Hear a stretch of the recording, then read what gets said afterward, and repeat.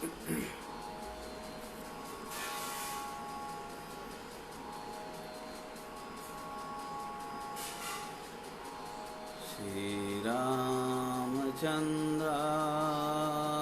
करुणा समुद्र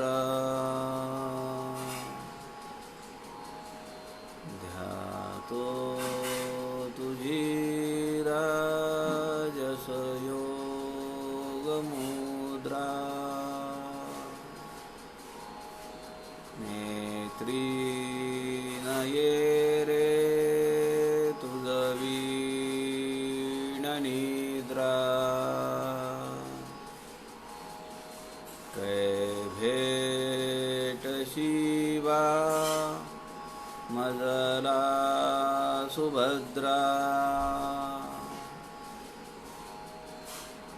सुखा सारिखे पूर्ण वैराग्य जाचे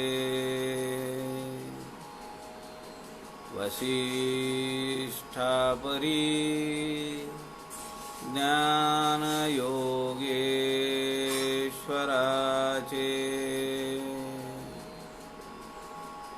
कवी वाल्मीकी सारिखा मान्य ऐसा नमस्कार माझा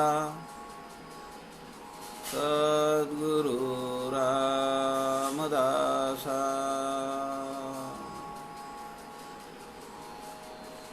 मला वाटते अंतरी त्वा वसावे तुझ्या आत्मारामासी त्वा बोधवावे अपत्यापरी पाजवी प्रेमरसा महाराजया सद्गुरु रामदासा जय जय रघुवीर समर्थ सब संतन की जय।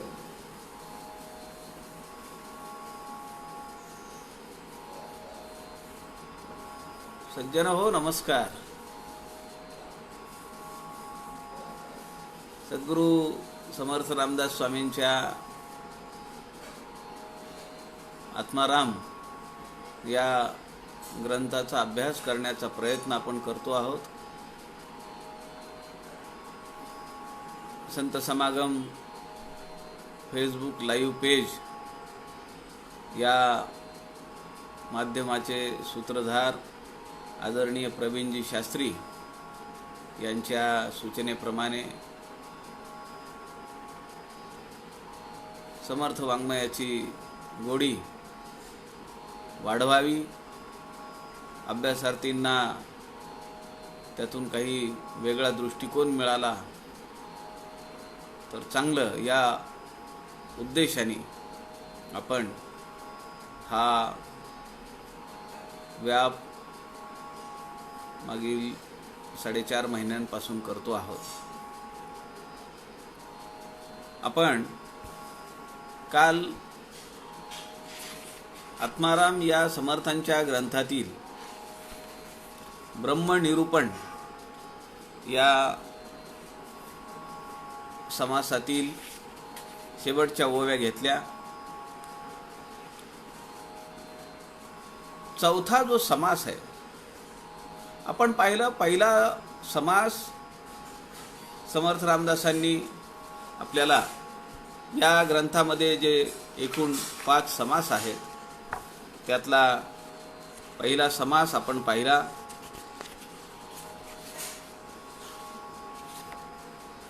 तो 39 ओव्यांचा समास आहे, त्याग निरूपण। समजलं पाहिजे आपल्याला की काय करायला पाहिजे। आत्मा राम परब्रह्म स्वरूपाची स्वस्वरूपाची प्रचिती प्राप्ती तदाकारता यासाठी समर्थ रामदासांनी टाकळीला असताना जुना दासबोध रचना झाल्यानंतर आत्माराम या ग्रंथाची निर्मिती केली. त्याग निरूपण या समासात त्याग कशाचा करायचा आहे ते सांगितलं. माया निरूपण 43 ओव्यांचा समास. यामध्ये मायेची स्वरूप काय, मायेची आवश्यकता काय आहे, मायेची गरज काय आहे, मायेचा प्रादुर्भाव काय आहे आणि मायेचा प्रभाव काय आहे याबद्दल विवेचन केलं. त्यानंतरचा जो समास आहे ते ब्रह्मनिरूपणाबद्दल आहे. त्या स्वरूपाविषयीचं ब्रह्मस्वरूपाविषयीचं ज्ञान समर्थ रामदासांनी दिलं. आणि आता ते ज्ञान अनुभवण्यासाठी काय साधना केली पाहिजे त्याचा हा चौथा समास आहे. साधन निरूपण 37 ओव्यांचा हा समास आहे. आपल्याला माहिती आहे की कुठलीही गोष्ट असो, व्यवहार असो किंवा परमार्थ असो, काही साधना ही करावीच लागते, प्रयत्न करावेच लागतात, त्याशिवाय काहीही प्राप्त होत नाही. असेल माझा हरी तर देईल खटल्यावरी असं म्हणून नाही चालत. मला खूप वाटतं की मला काही न करता, काही श्रम न करता पैशाचं पाकिट मिळालं पाहिजे. पण मग आता पैशाचं पाकिट घरामध्ये तर कोण फेकून जाणार नाही. मला किमान रस्त्यावर तर जावं लागेल, प्रयत्न करावे लागतील. म्हणून समर्थ रामदासांनी प्रयत्नाला, यत्नाला देव असं मानलं. यत्न तोच देव जाणावा.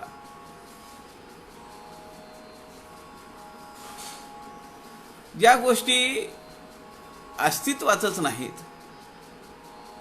त्या गोष्टी मिळणारही नाहीत. आपल्यापैकी कुणाला संशय येणार नाही किंवा खोटं वाटणार नाही.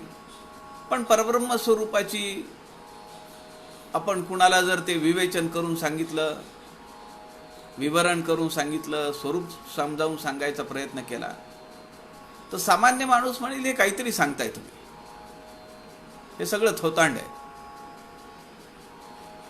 पण मग एवढ्या वर्षाची परंपरा आहे, एवढे आमचे संत महात्मे महानुभाव ऋषी मुनी होऊन गेले, त्यांनी जे सांगितलं ते खोटं सांगितलं का? आम्हाला प्रचिती नाही आली तर ते खोटं म्हणायचं असं मग सगळीकडेच लावलं पाहिजे ना. मी माझ्या पंजोबांना पाहिलं नाही म्हणजे ते नव्हते असं म्हणायचं का? समर्थ म्हणतात अभ्यास केला पाहिजे, साधना केली पाहिजे, प्रयत्न केले पाहिजे, तर निश्चितपणे आपल्याला त्याचा लाभ होऊ शकतो. एखादी गोष्ट कठीण असते,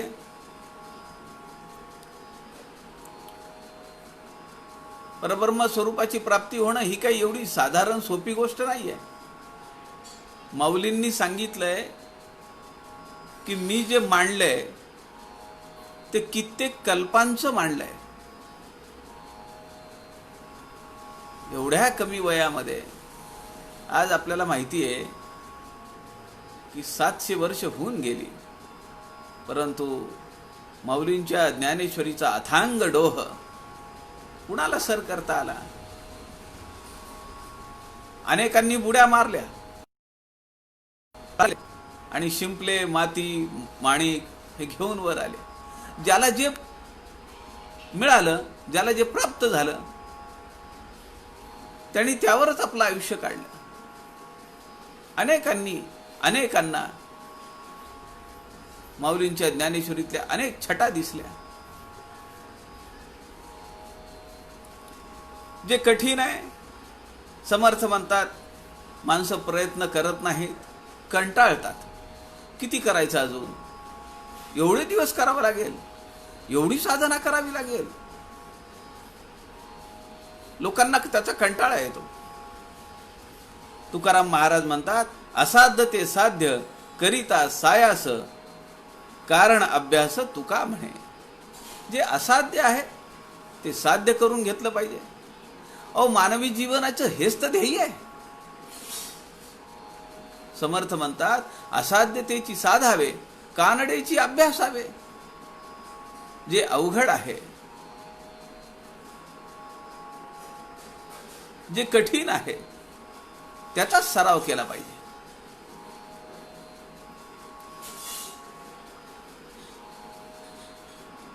लोक म्हणतात, मी फेब्रुवारी महिन्यामध्ये 4 वर्ष शिवथरघळीमध्ये व्यवस्थापक म्हणून जात होतो. बरेच जण काउंटरवर येऊन विचारतात, दासबोध मराठीत आहे का हो? पुस्तक विक्रीचं काउंटर जे असतं तिथं बसलो असलं की तिथं लोक येऊन विचारतात, दासबोध मराठीत आहे का? अहो, दासबोध मराठीतच आहे, तो इंग्रजीमध्ये नाहीये, संस्कृतमध्ये नाहीये. म्हणजे समर्थांनी सांगितलेला तो मराठीतलाच आहे. त्याचं इंग्लिश व्हर्जन झालं, तेलुगू झालं, हिंदी झालं, संस्कृत झालं. आत्ता 2 महिना दीड महिन्याखाली आदरणीय वेरुळकर गेले. अत्यंत अवलिया माणूस. एका वर्षी ते घळीत आले होते. केस वाढलेले आहे, दाढी वाढलेली आहे, एक पांढरा शर्ट, खाली पॅन्ट, ट्राउझर असे ते आले.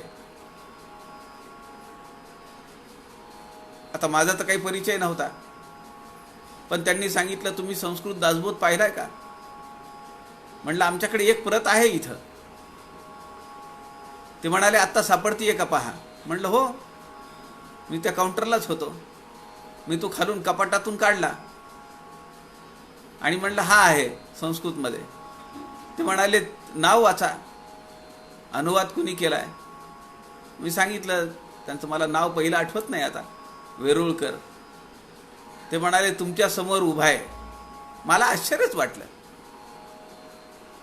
ते आता 1 महिन्याभराखाली गेले. या समासामध्ये समर्थ रामदास आपल्याला साधन निरूपण, साधना करावी लागते, ती सातत्यपूर्ण केली पाहिजे, प्रयत्नपूर्वक केली पाहिजे. तर अगोदर त्या समासात जे वर्णन केलेले परब्रह्म स्वरूपाचं ते प्राप्त व्हायला काही उशीर लागणार नाही, असं समर्थ आपल्या शिष्याला सांगताय. या समासातल्या ओव्या, त्यावरचं विवेचन करण्याचा प्रयत्न आपण करूया. श्रीराम समर्थ. श्रीराम. जे सकळ साधनांचे सार, जेणे पाविजे पैल पार, जेणे साधने अपार, साधक ते सिद्ध झाले. श्रीराम. जे सकळ साधनांचे सार. साधना मार्ग अनेक आहेत, अनेक प्रकारच्या साधना आहेत. भगवान श्रीकृष्ण गीतेमध्ये म्हणतात, अनेक प्रकारच्या उपक्रमांनी, अनेक प्रकारच्या मार्गावरून लोक माझ्याकडे येतात, मला येऊन प्राप्त करतात. पण असे काही समाजामध्ये लोक आहेत की या विराट समाजाला माझं स्वरूप ते समजतात. ज्ञान यज्ञेन चाप्यन्ये यजंतो माम उपासते, तेन एकत्वेन पृथक्त्वेन. अनेक प्रकार आहेत. एकत्वेन पृथक्त्वेन बहुधा विश्वतो मुखम. या विराट समाजाला, समूहाला माझं स्वरूप मानतात आणि या समाजाची सेवा ते करतात. ते लोक मला सरळ येऊन मिळतात, मध्ये एजंट लागत नाहीत त्यांच्यासाठी.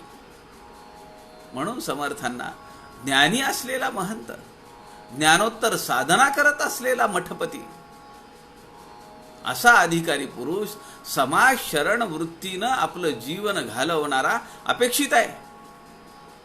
आपण पाहिलंय दासबोधामध्ये 11व्या दशकापासून समर्थ रामदासांनी या सगळ्या अशा समाज शरण वृत्तीनं वागणाऱ्या विवेकी ज्ञानी महंताचं वर्णन अनेक समासांमधून केलेलं आहे. जे सकळ साधनांचे सार, अनेक साधना आहेत, पण त्या सगळ्याचं सार काय? जेणे पाविजे पैल पार. की जी अनेक साधनं आहेत की जी या दुस्तर भवसागरातून पलीकडच्या काठावर घेऊन जाऊ शकतात. जेणे साधने अपार साधक ते सिद्ध झाले. अनेक साधक ही साधना करून सिद्ध झाले. म्हणजे सिद्ध म्हणजे सिद्ध. असं आहे की समर्थांनी अनेक वेळा शब्द जे आहेत तर ते सिद्धच्या ऐवजी सिद्ध इथं शब्द वापरला. तेव्हाची चालीरीती काय होती, बोलीरीती काय होती, लोकरीती काय होती, याचा विचार समर्थ रामदासांनी केलेला आहे. असं आहे की आपण जर एखाद्या गावामध्ये गेलो, एखाद्या खेड्यामध्ये गेलो आणि फारच शुद्धपणे बोलायला लागलो, नाकातून स्वर काढून, तर त्याला आपला माणूस वाटणार नाही. तुम्ही त्याच्यासारखं बोलाल, त्याच्यासारखं राहाल, त्याच्यासारखं जेवण कराल, तर त्याला वाटेल की अरे हा आपल्यातला एक आहे. तो आपलेपणाची भावना लवकर रुजते. म्हणून समर्थांनी या ठिकाणी सिद्धच्या ऐवजी सिद्ध हा शब्द वापरलाय. सिद्ध या शब्दाचा अर्थ सिद्धच आहे. जेणे साधने अपार साधक ते सिद्ध झाले. या साधनेने किती लोक, अपार लोक, अनंत लोक सिद्ध झाले. त्यांनी ते प्राप्त केलं. मग तुम्हाला आम्हाला का नाही जमणार, असा प्रश्न आहे समर्थांचा. समर्थ अनेक वेळा वारंवार मायेचं स्वरूप सांगतात, तिची गरज सांगतात, तिची आवश्यकता सांगतात आणि ब्रह्माचं स्वरूपही सांगतात. या ठिकाणी अपार शब्द घेऊन आपल्याला एक आत्मविश्वास समर्थ रामदास देतात. अरे अनंत अगणित लोकांनी, साधकांनी हा मार्ग अवलंबला आहे आणि या मार्गावरूनच त्यांनी आपल्या जीवनाचं अंतिम ध्येय ते प्राप्त केलेलं आहे. तुला का नाही जमणार? या ठिकाणी एक शब्द आलाय, जेणे पाविजे पैल पार. एका पारावरून, एका तीरावरून पलीकडच्या तीरावर जायचं आहे. साधना तर लागतेच, साधन तर लागतात. नौकेतून जायचंय, वाहनातून जायचंय, जहाजातून जायचंय, पाणबुडीतून जायचंय, टोकऱ्यातून जायचंय, पोहत जायचंय, काहीतरी साधन लागतच ना. पृथ्वीच्या परिघाच्या बाहेर समर्थ गेलेले. कशावरून तुम्ही म्हणाल, असं कसं काय म्हणता? काय संदर्भ आहे, काय पुरावा आहे? समर्थ म्हणतात, पृथ्वी कशी आहे? कवीट फळा ऐशी. बोराच्या फळा एवढी पृथ्वी आहे. आणि हे खरंय का नाही? नील आर्मस्ट्रॉंगनी आल्यानंतर काय सांगितलं? आम्हाला पृथ्वी कशी दिसली? छोट्या बॉल सारखी दिसली. कविटाचं फळ तेवढंच आहे. समर्थ तर तिला बोरा एवढी म्हणतात. बद्री फळा ऐसे. जेवढं लांब जाऊ आपण, अहो लोकांना साधं या गावाहून त्या गावाला जायचंय, बसमध्ये प्रवास करायचा आहे, गाडीमध्ये प्रवास करायचा आहे, तर उलट्या होतात. आम्ही अंदमानला जायचं ठरवलं फेब्रुवारीमध्ये आणि त्यातल्या काही लोकांनी सांगितलं विमानाचा प्रवास असेल तरच आम्ही येऊ. म्हणलं अहो आपण एकदा विमानाने जाऊ आणि एकदा बोटीने येऊ. त्यातल्या 5-6 जणांनी सांगितलं आम्हाला बोट लागते, आम्हाला जहाजावर चालणार नाही. त्यांनी मला सांगितलं मुंबई ते अलिबाग 1 तासाचा फक्त प्रवास आहे, 1-1.5 तासाचा. तर त्यांनी मला सांगितलं की मी आत्ताच मुंबई अलिबागला जाऊन आलो. त्या 1-1.5 तासाच्या प्रवासामध्ये मला एवढ्या उलट्या झाल्या, विचारू नका म्हणते. पहिलं पार कधी जाणार आम्ही? या गावाहून त्या गावाला जाता येत नाही. मुंबईतून अलिबागचा समुद्राचा रस्ता पार करवत नाही. बरं समजा मी जरी तयार झालो की मी यायला तयार आहे, मला कोण घेऊन जाणार हो? जे अवकाशामध्ये जातात अंतराळवीर, त्यांना ट्रेनिंग आहे, 5-5, 10-10 वर्ष ट्रेनिंग आहे, अत्यंत परिश्रमपूर्वक ट्रेनिंग आहे. त्या वातावरणामध्ये गुरुत्वाकर्षण नाही आहे. मग त्याचे परिणाम काय शरीरावर होतील? बोलता येईल का? आपण एखादी वस्तू घ्यायला गेलो तर ती वस्तू आपल्या हातात येईल का? आपल्याला पाणी प्यायचं आहे, जिथं गुरुत्वाकर्षण नाहीये तिथं पाणी पोटात जाईल का? किती सूक्ष्म विचार आहे ना. आणि भवसिंधू हा भवसागर पार करून पलीकडे जायचंय.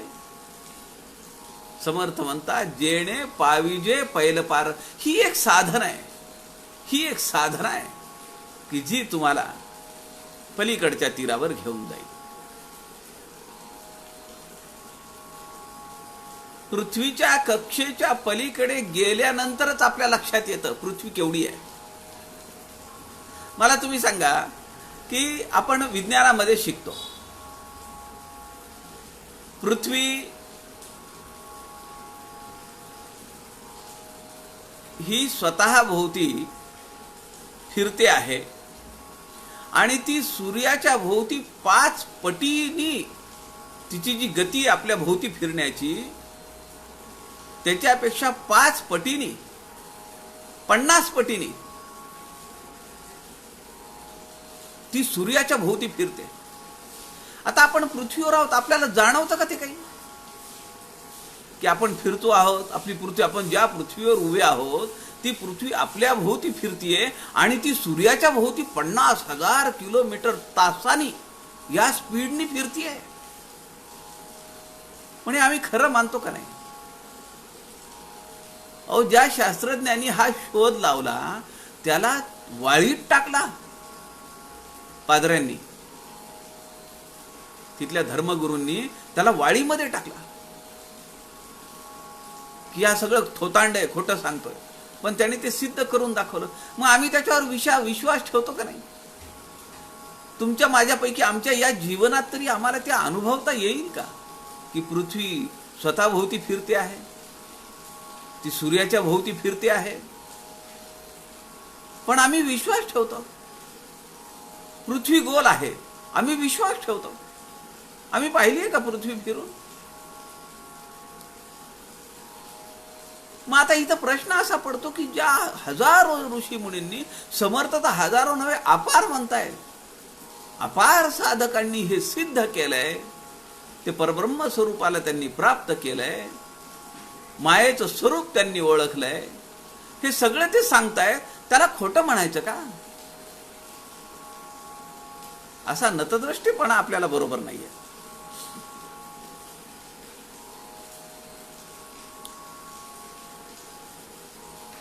आता हे सगळं सांगितल्यानंतर समर्थ आपल्या शिष्याला सांगताय, जे सकळ साधनांचे सार. अरे म्हणले, तुला मी सांगतोय ना, अनेक साधन आहेत, अनेक साधन आहेत, पण तू त्या भानगडीत पडू नकोस. त्याच्यापेक्षा सगळ्यांचं सार असलेलं मी तुला साधना सांगतो. त्यांनी लगेच कान असा केला, एकही शब्द सुटायला नको. माझे सद्गुरू मला सांगतायत, साधनांचं सार सांगतायत की ज्या साधनेच्या मार्गावरून अनेक संत, ऋषी, सज्जन, महानुभाव त्यांनी सिद्धता प्राप्त करून घेतली आहे. त्यामुळे तो आता सावधान झालाय आणि तो आपले कान टवकारून ऐकतो. पुढच्या श्लोकामध्ये, पुढच्या ओवीमध्ये समर्थ म्हणतात, ते हे जाणरे श्रवण, करावे अध्यात्म निरूपण, मनन करिता समाधान, निजध्यासे पावती श्रीराम. आपण पाहिलं समर्थांची चतुसूत्री आहे, समर्थ वाङ्मयाची चतुसूत्री आहे. मुख्य हरिकथा निरूपण, दुसरे ते राजकारण, तिसरे सावधपण सर्व विषयी, चौथा अत्यंत साक्षेप प्रयत्न.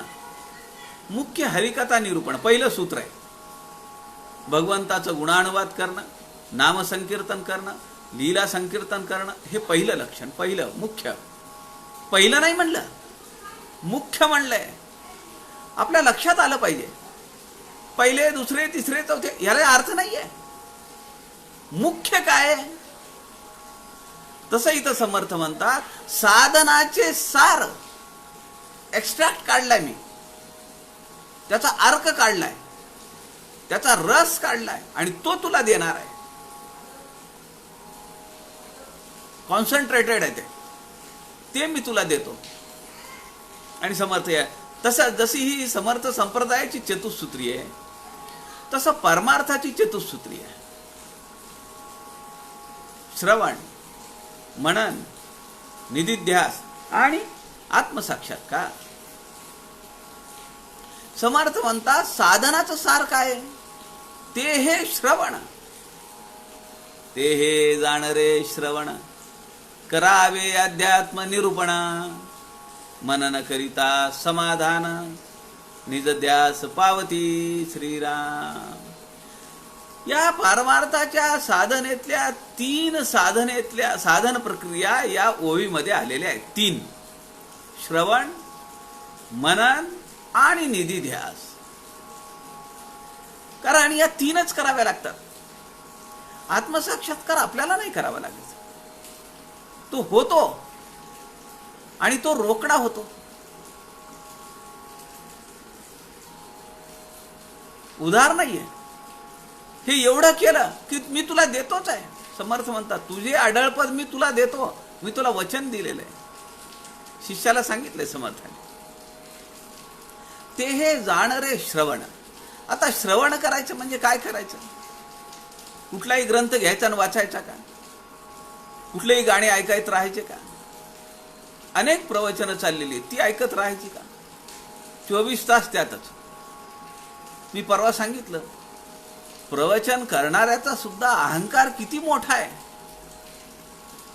मला प्रवचन करायची आहेत म्हणून मी माझ्या मुलाची फोन घेणार नाही, सासूची फोन घेणार नाही, नवऱ्याचे फोन घेणार नाही, मुलीचे फोन घेणार नाही, बायकोचा फोन घेणार नाही. का? तर मी प्रवचनात व्यस्त आहे. कशाला करतो प्रवचन? कशाला ऐकायला पाहिजे श्रवण? सकाळी इकडचं श्रवण, दुपारी दुसरी कीर्तन, ते संध्याकाळी अजून प्रवचन, अजून काहीतरी निरूपण, अजून काहीतरी विवरण. सगळा गडबड गोंधळ होईल ना. कारण मुळात त्याची सवयच नाहीये. आता लॉकडाऊन आहे, घराच्या बाहेर जायचं नाहीये, कोरोनाचा संसर्ग होण्याची शक्यता आहे. ज्या घरासाठी आणि घरातल्या लोकांसाठी जीवनभर आटापिटा केला, त्यांचं तोंडही बघता येणार नाही जर कोरोना झाला तर. नुसतं कोरोना पॉझिटिव्ह एवढा रे, 2 शब्द आले की संपला विषय. उचल वांगडी. माहित नाही पुन्हा परत येणार आहे का नाही घरी भेटायला. ते हे जाण रे श्रवण, करावे अध्यात्म निरूपण. श्रवण करायचं आणि आध्यात्मिक विषयांवरच निरूपण करता आलं पाहिजे. राजकारणात काय चाललंय, टीव्हीवरच्या बातम्यात काय चाललंय, दिवसाकाठी माझ्या घरात अर्धा तासही टीव्ही चालत नाही, तुम्हाला सांगतो. अगोदर बातम्या तरी लावायचो, पण आता त्या बातम्यांमध्ये काही रस नाही. रस नाही म्हणजे असं मला वाटतं, मला त्यात काही इंटरेस्ट राहिला नाही. नाही तर ते 7-12 प्रकरण झालं, कोणते प्रकरण झाले, 24 तास टीव्हीच्या समोर बसलेलं मी बसलेलं. पण आता वाटतं काय ते चाललंय, चलू द्या. आपल्याला हे चालवायचं, हे चलू द्या. आपला इंटरेस्ट कुठे, आपली आवड कुठे, निवड कुठे, हे समजलं पाहिजे. मनन करिता समाधान. श्रवण, मनन करिता समाधान, निजध्यासे पावती. मनन झालं, निधिध्यास येणार आणि तुम्हाला समाधान पावणार, मिळणार म्हणजे मिळणार. समर्थांचा शब्द आहे. ज्यांनी स्वार्थासाठी काहीही सांगितलं नाही, त्यांच्या वैयक्तिक स्वार्थासाठी काहीही केलं नाही, ते समर्थ रामदास स्वामी सांगतायत.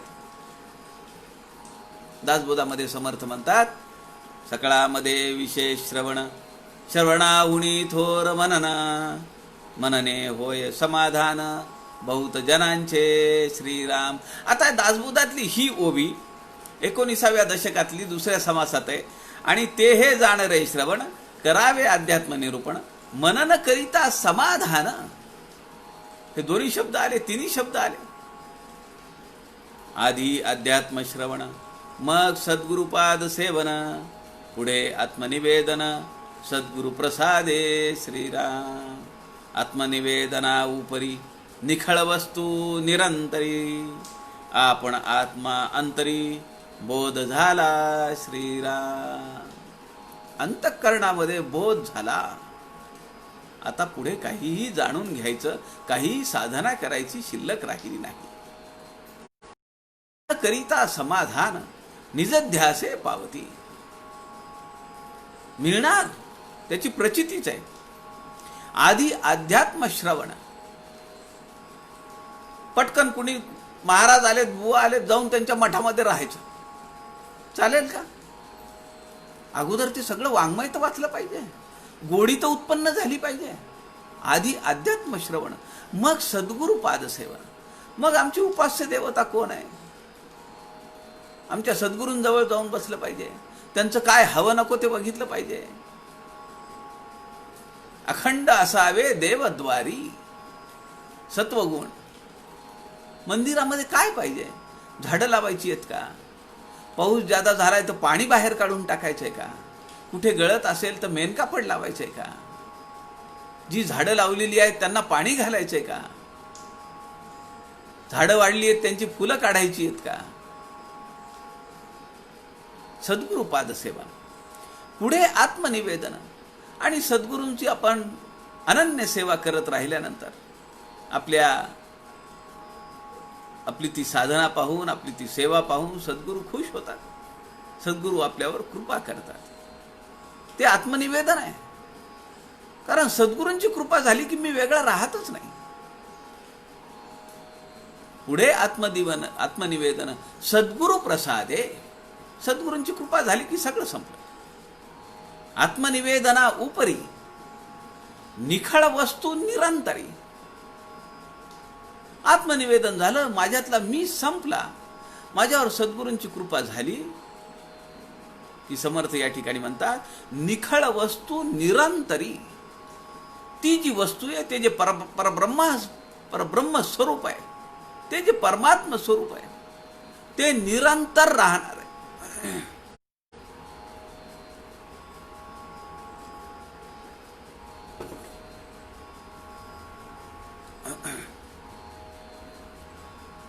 त्याच्यात मध्ये त्याच्या आणि आपल्या सहवासामध्ये खंड पडणार नाहीये. आपण आत्मा अंतरी बोध झाला. त्याला पुन्हा कुणी काही सांगायची गरज नाही. संत विनोबाजींच्या एका वाङ्मयामध्ये एक प्रसंग त्यांनी लहानपणातला लिहून ठेवलाय. श्रवणावर आहे. रोज थोडं थोडं थोडं थोडं सातत्याने श्रवण केलं पाहिजे.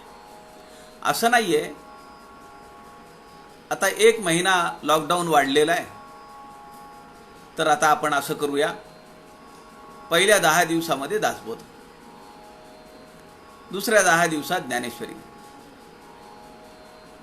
पुढच्या 10 दिवसामध्ये आत्मारामाने अमृतानुभव. असं करून चालेल का?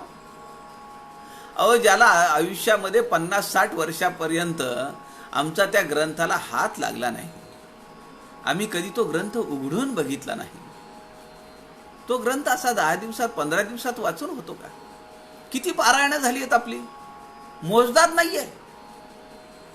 मोजदाद नाहीये म्हणजे शेकडो पारायणं नाही झाली असं नाही मला म्हणायचं, पण 1 झाले, 4 झाले, 5 झाले, 10 झाले, माहित नाही किती पारायणं झाली. आणि ते काही लिहून ठेवायची गरज नाहीये. जप लिहून ठेवायची गरज नाहीये. माझं तर स्पष्ट मत आहे. अहो, जो अनादी आहे, व्यापक आहे, अत्यंत व्यापक आहे, जो अगणित आहे, ज्याची मोजदाद करता येत नाहीये, असा त्या परमात्म स्वरूपाचा जप करत असताना तो काय मोजायचा आम्ही? मला मोठं आश्चर्य वाटतं. लोक काय करतात? मला आता एक 8 दिवसाखाली फोन आला. ते म्हणाले तुमचा एवढा मोठा परिवार आहे दासबोधाचा, म्हणले जरा तुम्ही आवाहन करा ना तुमच्या परिवाराला. म्हणलं कशासाठी? ते म्हणाले आपण 5 कोटी जपाचा संकल्प सोडला होता मागच्या वर्षी रामनवमीला, आणि तो लवकरात लवकर पूर्ण, असं काही ठरलेलं नव्हतं की एका वर्षात पूर्ण व्हायचा आहे, पण लवकरात लवकर पूर्ण करू असं ठरवलं होतं. आम्ही अनेकांना सांगितलं, म्हणाले आत्तापर्यंत 1.25 कोटी जप झालाय. आता 1.25 कोटी जप आत्ता झालाय, 5 कोटी उरलेला 2.25 कोटी, 4.25 कोटी कधी व्हायचा? म्हणले आपण रामाला शब्द दिला. अहो, हलवायाच्या घरावर तुळशीपत्र ठेवून नैवेद्य चालतो का? सांगा बरं मला. मी किती करणार जप, तेवढा आपण बोलावा. म्हणजे असे संकल्प करू नयेत असं माझं मत नाहीये, पण मग अशी फजिती होते. मग त्यांनी मला सांगितलं की तुमच्या ग्रुपवर लिहा. म्हणलं ठीक आहे, पण मुळात ती संकल्पना मलाच रुचली नाही, पटली नाही, तर मी लोकांवर का जबरदस्ती करावी?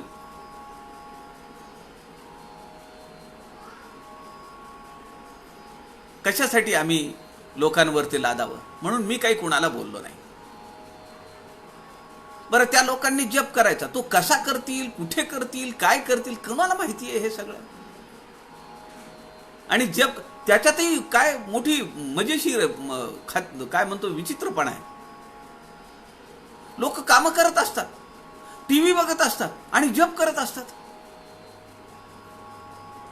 आणि तिकडे फायटिंग चालू झाली, मारामारी चालू झाली की यांची माळ जोरात ओढली जाते.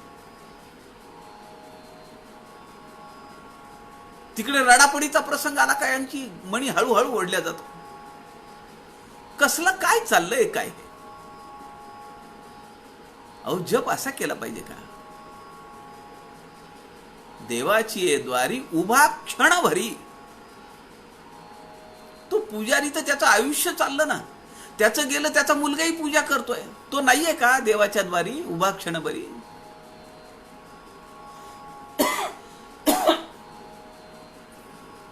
पण तिथं एखादा तुकाराम महाराज येतात, तिथं एखादे नामदेव महाराज येतात, आणि त्या एका क्षणामध्ये त्यांचं आयुष्य पालटून जातं.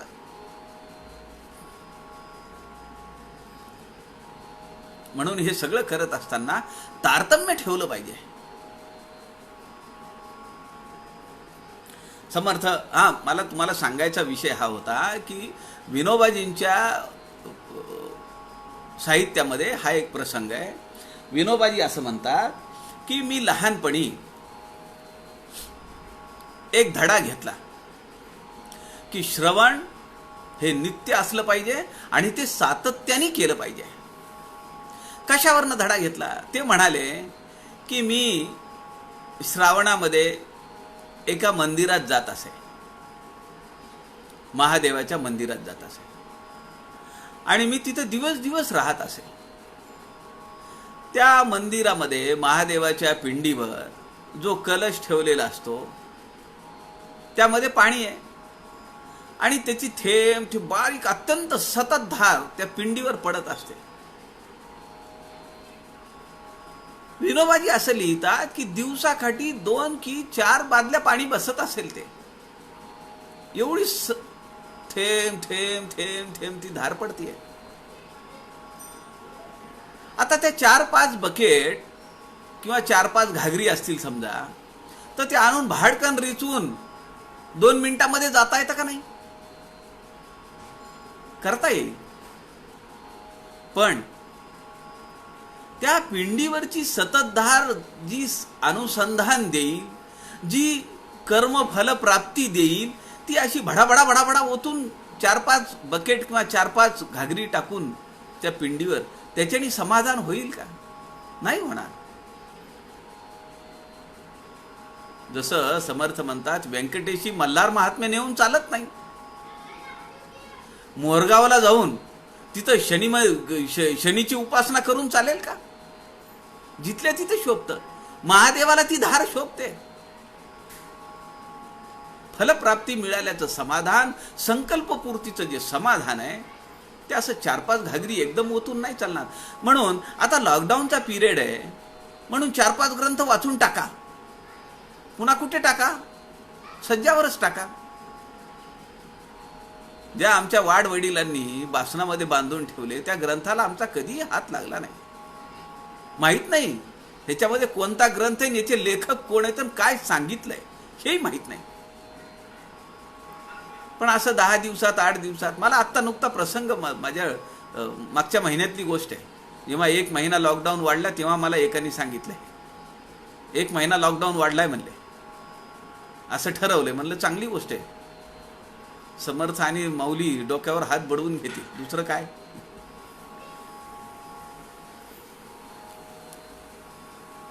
बृहदारण्यक उपनिषदामध्ये एक ऋचा आहे, आत्मा वा अरे श्रोतव्य मंतव्य निदिधासितव्य. श्रवण, श्रोतव्य श्रवण, मंतव्य मनन, निदिध्यासितव्य निदिध्यास, याच्यानी प्राप्त होतो. त्याचं श्रवण केलं पाहिजे. तेच समर्थ आत्मारामात सांगतायत, तेच समर्थ दासबोधात सांगतायत, तेच समर्थ मनाच्या श्लोकातही सांगतायत. शब्दांची रचना वेगळी आहे, बाकी सांगणं एकच आहे. मूळ स्वरूपापर्यंत तुम्हाला न्यायचं आहे. कुणाला ते बैलगाडीत बसून नेतील, कुणाला रेल्वेमध्ये बसून नेतील, कुणाला बसमध्ये बसून नेतील, कुणाला म्हणतील माझ्या पाठकुळी बस, किंवा कुणाला म्हणतील चल उठ, तुझ्या माझ्या बोटाला धर, मी तुला हाताला घेऊन जातो, तुझ्या हाताला धरून घेऊन जातो तुला तिथं. पण न्यायचंय सगळ्यांना तिथंच. ते हे जाण रे श्रवण, करावे अध्यात्म निरूपण. समर्थ म्हणतात अध्यात्म निरूपणच केलं पाहिजे. श्रवण करायचे, वाचन करायचे म्हणजे दिवाळी अंक काढून बसायचेत का? अहो, आमच्या घरामध्ये कपाट भरली पाहिजेत. आता आमच्याकडे ते साफसफाईचा कार्यक्रम चालू आहे, 4 दिवस झाले घरामध्ये. आणि घरातले आई वडील सगळे मला म्हणतायत की एक खोली रिकामी नाही म्हणले, पुस्तकं पडलेले आहेत. मी मोठ्या त्यांना बरं वाटावं म्हणून मी सांगतो, अरे हे लेखकाचं घर आहे, इथं पुस्तकं कागद पेन सगळीकडे पडणार, त्यांना बरं वाटतंय. आमची कपाट भरभरून वाहिली पाहिजेत आध्यात्मिक ग्रंथांनी. अनेक ग्रंथ, अनेक संदर्भ ग्रंथ आमच्याकडे असले पाहिजेत.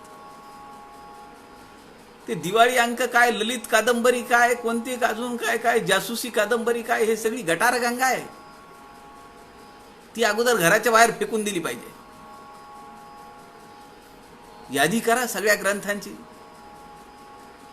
समर्थ संप्रदायाचे ग्रंथ वेगळे काढा, रामायणपर ग्रंथ वेगळे काढा, आध्यात्मिक ग्रंथ वेगळे काढा. असं करता आलं पाहिजे आपल्याला. कीर्तन, प्रवचन याचं श्रवण असलं पाहिजे.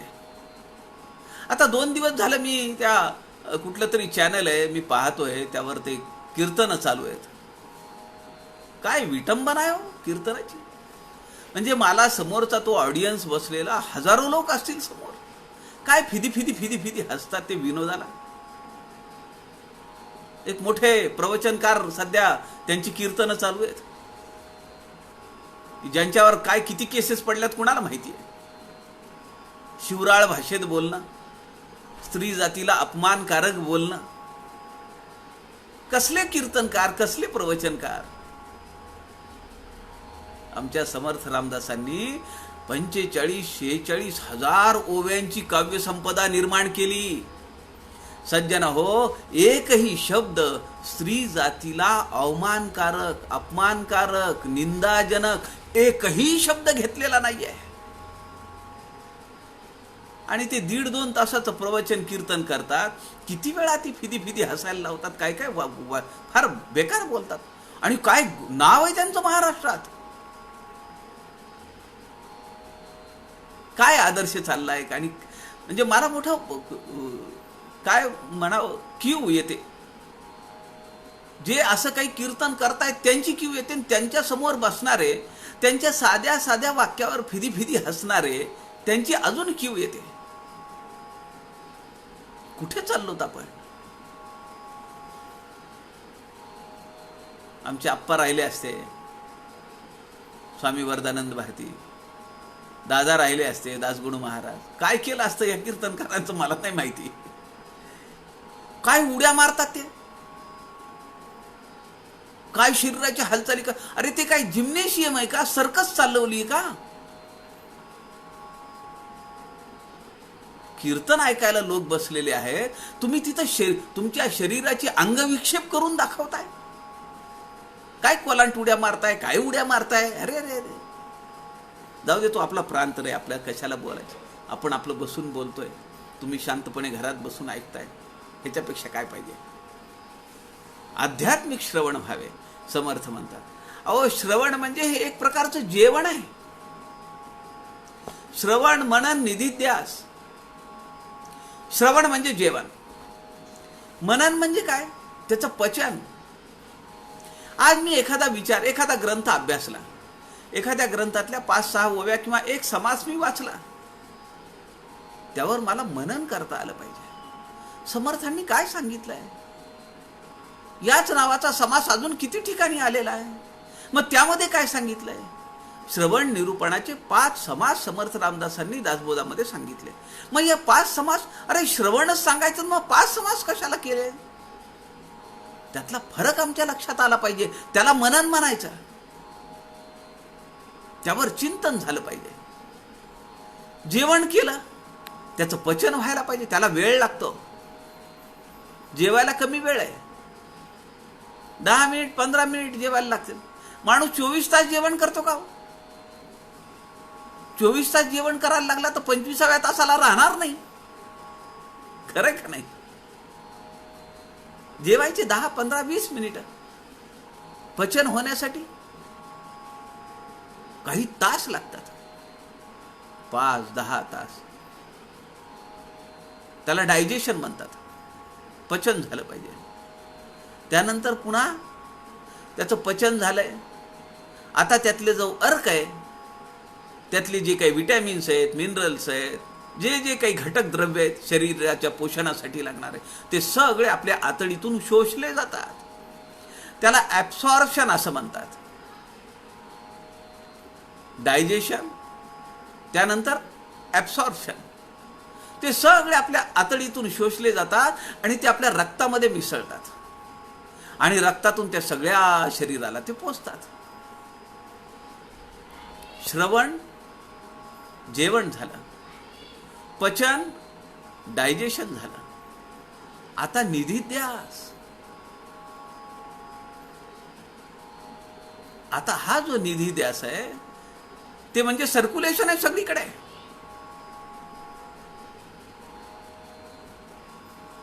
आमच्या सगळ्या क्रियांमध्ये, आमच्या आचरणामध्ये त्या ओवीत सांगितलेला उपदेश आला पाहिजे.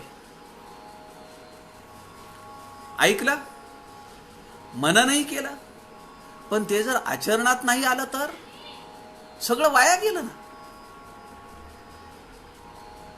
मी भरपूर मस्त छान जेवण केलंय, चांगले पौष्टिक पदार्थ मी खाल्लेत, त्याचं पाचनही झालंय, डायजेशनही झालंय, पण ते जर शोषण नाही झालं, ॲब्सॉर्प्शन नाही झालं आणि सगळीकडे जर नाही पोचलं तर माझा देह नाही राहणार. म्हणून निधिध्यास गरजेचा आहे. ते आमच्या आचरणात आलं पाहिजे. श्रवण, मनन, निधिध्यास, त्याला ॲब्सॉर्प्शन, ॲसिमिलेशन असं म्हणलेलं आहे. आणि मग हा देह सतेज होतो. गात्र गलित झालेली असली तरी आत्म्याचं सतेजत्व, आत्म्याचं तेजत्व ते आपल्या कांतीवर दिसतं. त्याला तारुण्यच लागतं, अशातला भाग नाही. तारुण्यात कांती लुसलुशीत आहे, मोहकता आहे, तेजस्वीपणा आहे, आकर्षकता आहे, सगळं आहे. पण तुम्ही एखाद्या साधकाला पाहिलंय? प्रज्ञाचक्षू जाट देवळेकर काकांना पाहिलंय? स्वर्गीय धुंडा महाराजांना पाहिलंय तुम्ही? अहो, पाहिल्याबरोबर असं लक्षात येतं की काहीतरी विशेष आहे इथं. तो आत्मसाक्षात्कार आहे. श्रवण, मनन, निधिध्यास. तुम्ही जे श्रवण केलंय त्याच्यावर चिंतन झालंय, ते अंतःकरणात पचलंय सगळं, ते तुमच्या आचरणात आलंय, ते सगळ्या शरीरभर पसरलंय, तो निदिध्यास आहे. आणि तो जर झाला तर भगवंताची कृपा व्हायला फार वेळ नाही लागत. त्याला आत्मसाक्षात्कार म्हणले. आत्मतत्वाचा साक्षात्कार, साक्षात आकार, तो साक्षात्कार आहे. त्या आत्मतत्वाप्रमाणे माझा आकार होतो. म्हणजे हात पाय गळून जातात अशातला भाग नाहीये. पण ते परब्रह्म स्वरूप जे आहे ते किती दिव्य आहे, ते किती तेजस्वी आहे, ते किती व्यापक आहे. त्याप्रमाणे माझा देह भासायला लागतो इतरांना. लोक म्हणतात काय तेज आहे व चेहऱ्यावर. आपल्याला अनुभवाला आलेला असेल ना. विश्व हिंदू परिषदेने 1986 ची गोष्ट आहे. विश्व हिंदू परिषदेने आळंदीला एक मोठं महासंमेलन घेतलं होतं. अजूनही मला तो पेंडॉल आठवतो. अजून मला ते आठवतं की सद्गुरू धोंडा महाराज हे व्यासपीठावर बसलेले आहेत आणि प्राचार्य आदरणीय शिवाजीराव भोसले त्यांचं भाषण होतं. त्यांचं एक वाक्य माझ्या अंतःकरणात कोरल्या गेलेलं आहे. ते बोलता बोलता म्हणाले धोंडा महाराजांकडे हात करून, गात्र गलित झाली आहेत पण आत्मा सतेज आहे आणि त्याचं तेज हे त्यांच्या देहावर विलसतंय. हा साक्षात्कार आहे. साक्षात त्या परब्रह्म स्वरूपाचा आकार किंवा त्यातली तेजस्विता ती प्रकट होणं, यापेक्षा वेगळं काय पाहिजे जीवनामध्ये मला सांगा. नाहीतर 30 आणि 35च्या वयामध्ये चेहऱ्यावर सुरकुत्या पडल्यात, कपाळावर आठ्या उठल्यात. विचारलं रोते क्यों होतो, ते म्हणाले नाही नाही माझा चेहराच तसा आहे. काय करायचं. पूजनीय प्रज्ञाचक्षू जाटदेवळेकरांना तुम्ही पाहिलं असेल. अहो दोन्ही डोळे अंध आहेत पण काय पाठांतर आहे. प्रज्ञाचक्षू गुलाबराव महाराज 137 ग्रंथ लिखाण केलं. काय दिव्य विभूती आहेत. आमच्या सोबत आहेत नाही मंडळी सगळी. त्यांना आम्ही खोटं म्हणणार का. म्हणून समर्थ या ठिकाणी म्हणतात, ते हे जाणरे श्रवण करावे अध्यात्म निरूपण, मनन करिता समाधान निजध्यासे पावती श्रीराम. ते कीर्तन चालू होतं. परत त्या विषयाकडे येतो मी. ते कीर्तन सुरू व्हायच्या अगोदर आणि कीर्तन संपल्यानंतर त्या कीर्तनकारांची काय महती गायली जात होती. ती येऊ आहे ते तेव्हा आहे जनमानसाची. त्यांनी ते काय काय नस पकडलेली आहे आणि त्यांचं विवरण म्हणजे माणसाला चैतन्य देतं, ऊर्जा देतं. काय ऊर्जा देतं, काय चैतन्य देतं. अशा लोकांनी बट्ट्याबोळ केला सगळा. पूजनीय आप्पांची कीर्तन मी ऐकलेली आहेत. अहो किती कीर्तन. मी याला आळंदीला होतो 2 वर्षाखाली, तेव्हा मी तिथली कीर्तन ऐकलेली आहेत. काय आनंद सोहळा आहे तो. आमच्या गार्गीताई देशपांडे आहेत गोरठ्याच्या. काय कीर्तन करतात. कुठेही विनोद नाही, अवखळपणा नाही. प्रसिद्धीसाठी तर बिलकुल काही घेणं देणं नाही त्याच्याशी.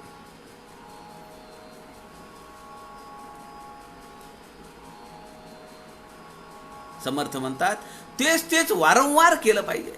मनन करिता समाधान निजध्यासे पावती. आम्हाला जर असं वाटत असेल की दासबोध आम्ही वाचला, आता बास झाला दासबोध, ज्ञानेश्वरी वाचूया, किंवा दासबोध काढला आणि आम्हाला जर कंटाळा आला तर समजलं पाहिजे की काहीतरी गडबड आहे. कंटाळा येतो आध्यात्मिक निरूपणाच्या वेळी. दासबोध वाचताना जर कंटाळा आला, झोप आली, ज्ञानेश्वरी वाचताना जर पेंगुळल्यासारखं होत असेल, गाथा वाचताना जर आपल्याला झोप आल्यासारखं वाटत असेल, तर लक्षात घेतलं पाहिजे आपण की काहीतरी गडबड आहे.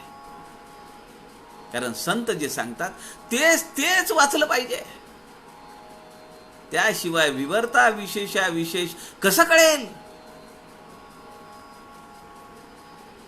एकच समुद्र आहे, एकच गोताखोर आहे, पण तो खाली जातो, काहीतरी घेऊन येतो, पुन्हा बुड्या मारतो, पुन्हा काहीतरी घेऊन येतो.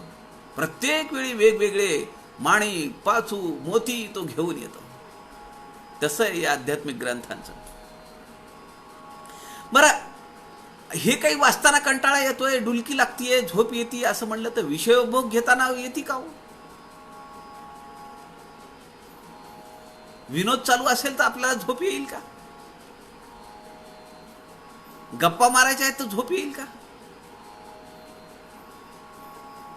सिगारेट पिणाऱ्याला सिगारेट पिताना कधी झोप येईल का? दारू पिणाऱ्याला दारू पिताना झोप येईल का? हा, फार झाली म्हणजे मग तो आपण मग ती झोप कसली? त्याला तर गटारातच लोळलं पाहिजे. विषयोपभोग घेताना आम्हाला कंटाळा येत नाही, मग दासबोध हातात घेतला की कंटाळा कसा येतो? ते श्रवण नव्हे, ते मनन नव्हे. श्रवण मनन नाही तर मग निधिध्यास कधी व्हायचा? समर्थ दासबोधामध्ये म्हणतात, सेविलेची सेवावे अन्न, घेतलेची घ्यावे जीवन, तैसे श्रवण मनन केलेची करावे श्रीराम. ते पुन्हा पुन्हा केलं पाहिजे, पुन्हा पुन्हा केलं पाहिजे. तर त्यातला आनंद आणि त्या एका एका शब्दाचे अनेक पदर आपल्या समोर उलगडले जातात.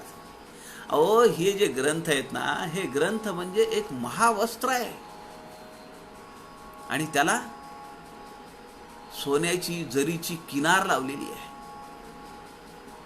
आपण दुकानामध्ये जातो, तो आपल्या समोर साड्या टाकतो, नऊवार साडी, ही पैठणी, काय काय काय टाकतो तो. आणि तो काय करतो, अशी काठ काढून दाखवतो, त्याचा एक पदर काढून दाखवतो. मग त्यावर वेलबुट्टी कुठे आहे, काठ कसा आहे, काठ छोटा आहे का जाड आहे, मध्ये काय काय डिझाईन आहे का, हे सगळं समजतं. त्या बॉक्समध्ये नुसते बॉक्स दाखवले तर चालेल का? केलेची करावे पुन्हा विवरण, समर्थ म्हणतात. पुढच्या ओवीमध्ये समर्थ म्हणतात, संत सज्जन महानुभावी परमार्थ चर्चा करीत जावी, हैगई सर्वथा न करावी, ज्ञातेपणी करुणी श्रीराम. हैगई करू नका. फार सुरेख शब्द, गोड शब्द वापरलाय समर्थांनी. आम्हाला परमार्थातच हैगाई चालते आणि प्रपंचात मात्र अहो साधा त्या घरामध्ये नवीन घर बांधलं, किती वर्ष आपण राहतो मला सांगा? घर आम्ही बांधतो कधी? आमचं अर्ध आयुष्य संपलेलं असतं तेव्हा. तोपर्यंत एक सामान्यपणे सांगतो, काही लोकांना त्यांचा जन्म स्वतःच्या मोठ्या हवेल्यांमध्ये झालेला आहे, तो भाग सोडून द्या. पण एक सामान्य माणसाचं मी सांगतो, जनसामान्यांची एक चाल रीती म्हणून सांगतो मी. 25व्या वर्षी वगैरे 25-30व्या वर्षी नोकरी, मग पुन्हा तिथून सगळा बाकीचं करत करत करत पोरांची शिक्षणं यावं तेव्हा सगळं करत घडी रांगेला लागते. मग आपल्याला वाटतं चला आता आपलं घर झालं पाहिजे स्वतःचं. मग आम्ही घर घेतो, काय फ्लॅट घेतो, घर घेतो, कुणी बंगला घेईल, कुणी फार्म हाऊस घेईल. तिथून किती दिवस किती वर्ष राहतो आम्ही. आणि या कोरोनाच्या अनसर्टन्टीमध्ये तर काहीच खरं नाही. किती वर्ष म्हणण्यापेक्षा किती महिने राहतो कुणाला माहिती आहे. पण त्यामध्ये मास्टर बेडरूम वेगळी, मास्टर बेडरूम तर त्याला एक block, toilet block. Guest room वेगळी, त्याला टॉयलेट ब्लॉक. कुणाला जेवायला बोलावलंय, तू जेवायला आल्यानंतर मग आता इकडच्या तिकडच्या टॉयलेट ब्लॉकमध्ये नाही, त्या काय डायनिंग हॉलच्या तिथं एक टॉयलेट ब्लॉक. आणि त्याला पुन्हा इंडियन स्टाईल, वेस्टर्न स्टाईल, एकीकडे पाणी, एकीकडे कागद, एकीकडे काय ते जेट पंप, एकीकडे स्प्रे पंप. काय चाललंय? तुम्हाला वाटेल की हे आता गरजेचं आहे. मला मान्य आहे, ते गरजेचं झालंय. आम्ही त्याला आमच्या जीवनावश्यक काय म्हणतो चालीरीती आणि वस्तूमध्ये आणून ठेवलंय, मान्य आहे ते सगळं. पण त्यावर आम्ही जेवढा विचार करतो, जेवढा खर्च करतो, जेवढा वेळ देतो, तेवढा परमार्थामध्ये देतो का? माझा प्रश्न तो आहे. इंटेरियर डेकोरेटरला बोलावलं, ही डिझाईन केली, ती डिझाईन केली. देवघरासाठी इंटेरियर बोलावला कधी? की मला हे देवघर करायचंय, उदबत्तीचं मी कुठे ठेवलं पाहिजे, तुपाचं भांडं कुठे ठेवलं पाहिजे, कोरड्या वाती तेलासाठी पंतीसाठी कुठे ठेवल्या पाहिजेत, तुपातल्या वाती कुठे ठेवल्या पाहिजेत, त्या काडवाती कुठे ठेवल्या पाहिजेत, मला काकडा करायचा काकडा कुठे ठेवला पाहिजे, गंध कुठे ठेवला पाहिजे, सहाण कुठे ठेवली पाहिजे, याचा कधी विचार केला? सण वाराला आम्हाला भगवंताला स्नान घालताना गंगेचं पाणी म्हणायचं, उष्णोदक म्हणायचं, शुद्धोदक म्हणायचं, पंचामृत म्हणायचं, हे सगळं करत असताना आम्ही खरंच त्या भावनेने करतो का? मग आम्ही त्याला अत्तर लावतो का? फार घासलंय, देव उजळलेत, त्या दिवशी आम्ही कधी तेल लावून त्यांच्या अंगाला स्पर्श केलाय का? समर्थ इथे शब्द वापरतात, हैगई नको, हैगई सर्वथा करावी. फारच मला आवडणारा शब्द आहे हा, गोड शब्द आहे. संत सज्जन महानुभावी परमार्थ चर्चा करीत जावी. मी एवढं का बोलतोय? आज 3च ओव्या घेतल्या मी. का केल्या? मला माहिती आहे. समर्थांनी इथं सांगितलंय, संत सज्जन महानुभावी ही सगळी मंडळी समोर बसलेली आहेत. रोज 30-35 लोक सातत्याने इथं बसतायत. ही सगळी संत सज्जन महानुभावी आहेत. त्यांच्यासोबत चर्चा नाही करायची तर कुणासोबत करायची? माझ्या गल्लीतले लोक तर मी समोरून आलो की ते तोंड वळवतात. ते म्हणतात ही आली की काहीतरी सांगतात, दासबोधाचं पारायण करा म्हणतात, मनोबोधाचं पारायण करा म्हणतात, समास वाचला का म्हणतात, पेपर दिला का म्हणतात, प्रश्नपत्रिका सोडवली का म्हणतात, समर्थबोध झाला तर मग साधक करा म्हणतात, काहीतरी लचाण लावतात मागे. ते लोक रस्ता बदलून चालले तू आजकाल. खरं काय सांगू? म्हणून तर मी तुमच्याशी हा संवाद करतोय. कारण समर्थांनी सांगितलंय ना, परमार्थ चर्चा करीत जावी तुमच्यासोबत, हैगई सर्वथा करावी. म्हणून मी हैगई केली नाही, कुठेही धावपळ नाही केली, निवांतपणे 3च ओव्या घेतल्या आज. हैगई सर्वथा करावी, ज्ञातेपणी करुनी. आपण जाणकार आहात, आपण ज्ञानी आहात, ही माझ्या अंतःकरणात दृढ भावना आहे. उगीचच नाही मी तुमच्याशी बोलत. आणि ज्ञान पाजळायची मला काही हौस नाहीये. या संत समागम पेजवरनं ही सेवा मिळाली, ही समर्थांची कृपा आहे. फार मोठी कृपा आहे. कृपा आहे असं म्हणणं सुद्धा चुकीचं आहे. एवढं भरभरून समर्थांनी या 4-4.5 महिन्यात दिलंय. माझ्या आयुष्यात हे मिळालं नाही. जेवढा अभ्यास मी माझ्या पत्रद्वारा दासबोध अभ्यासमध्ये केला नाही, जेवढा अभ्यास मी दासबोध सखोल अभ्यास या उपक्रमात केला नाही, तेवढा मला खूप दासबोध समजला, तो आकळला. असं म्हणणंही धारिष्ट्याचं खरं तर. हा उपरोधिकपणा होईल, मिरवल्यासारखं होईल. पण जे चांगलं आहे ते चांगलं म्हणायला काय हरकत आहे? तो अहंकाराचा वारा आपल्या कानाला लागणार नाही एवढी काळजी आपण नक्की घेतली पाहिजे, आणि ती मी घेतोय. पण एवढं मात्र खरं आहे की खूप भरभरून दिलंय, त्याची मोजदाद नाही आहे. आपल्यालाही ते समर्थांनी असंच भरभरून द्यावं. या वेळेचा आपण सदुपयोग करून घ्यावा, उरलेल्या आयुष्याचा. माहीत नाही किती वर्ष आहेत, आयुष्य जीवन अजून किती दिवस आहे, पण श्रवण, मनन, निधिध्यास हा आपण करत राहिला पाहिजे. आपल्या सगळ्यांच्या हृदयस्थ परमेश्वरास नमस्कार करतो. झालेली सेवा समर्थांच्या चरणी अर्पण करतो. जय जय रघुवीर समर्थ.